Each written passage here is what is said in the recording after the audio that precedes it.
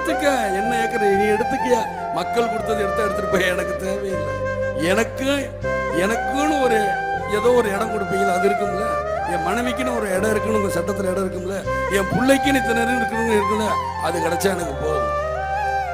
எவ்வளவு பேர் இருக்க, 4 பேர் வந்தா ஒரு நேரம் சோறு போட மாட்டீங்க.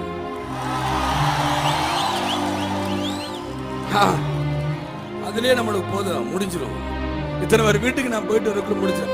என்னையா காசு காசு காசு, பணம் பணம் போகையா நீங்களும் உங்க காசு என்னையா கோடி கோடியா சேர்த்து வச்சு எங்கயா கொண்டு போக போறீங்க?